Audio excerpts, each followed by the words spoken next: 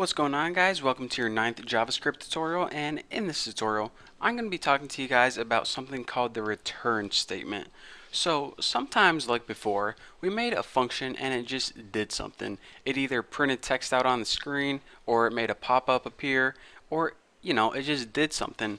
But sometimes you want the function to return a value to you. So this is especially useful whenever you're making a calculation and you pass in two numbers as a parameter, for example, 20 and 10, and you say multiply these together, and it multiplies them and it returns the value to you. Or in other words, it performs the calculation and it returns the answer to you. So sometimes you can see you just need functions to do something like print out something on the screen or pop up a text box, and sometimes you need it to perform a calculation and give you back the value. And whenever you need the value in return, we need to use something called the return statement. So let's go ahead and make the most basic function we can with the most basic return function. So let's go ahead and name function, and let's go ahead and name this toEasy because this is going to be extremely easy, not even going to take any parameters. And let's go ahead and just return any value. Let's return just some text, game time.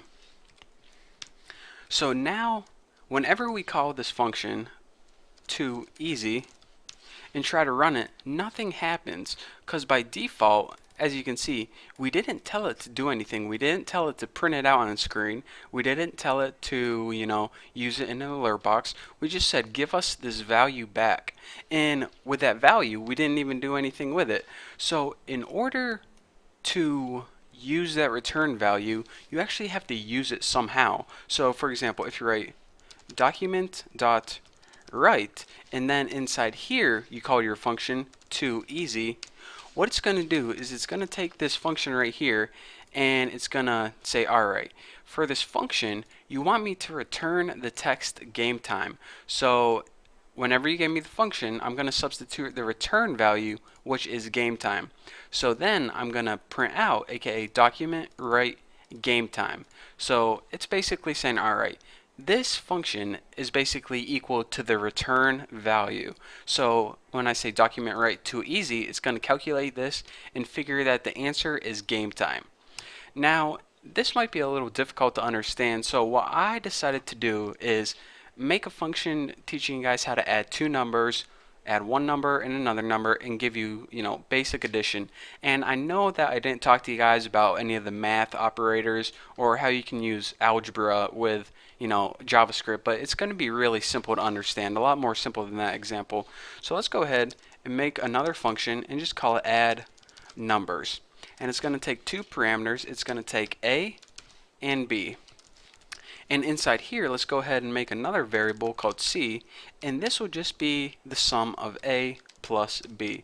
So now if you pass it like the number 3 and 4, C would be equal to 7 because it's going to add A and B and store it in that variable C. So now what we want to do is we want to return C. So now later on when we're programming and we go ahead and write add numbers, let's go ahead and pass it like 3 and 6. Whenever we call this, nothing is going to happen because this is just the value of 9. We didn't tell it to print out 9 on the screen. We didn't tell it to print out 9 in an alert box. It just is the value of 9 and it's just sitting there in our program, pretty much like a waste of space. So let's go ahead, save this, and see what happens. Nothing.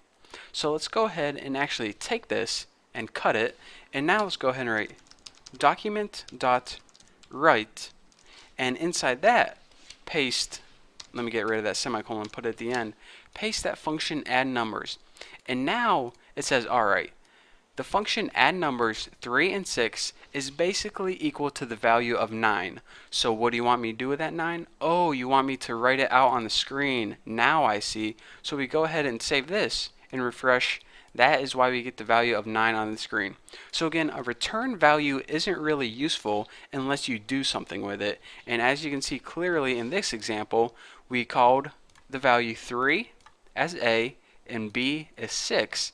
And it said 3 plus 6 is 9. So that's why I'm going to return 9 to you. So anyways, the expression add numbers 3 and 6, it basically looks at this and says 9. So that's why it wrote 9 out on the screen. So basically, Whenever you call a function, it's basically looking at it and trying to figure out what's the return value, and then it takes that return value and does whatever you want to it. So that is the basics of a return value. Again, I know I didn't even teach you guys that you can add variables, but hey, you can. Whenever they're a number, it adds them together. So that's a little glimpse into the future. But for now, that's all I want to cover. So thank you guys for watching this tutorial. In the next tutorial, we're probably going to be talking more about functions, but for now, thank you for watching. Don't forget to subscribe, and I'll see you next tutorial.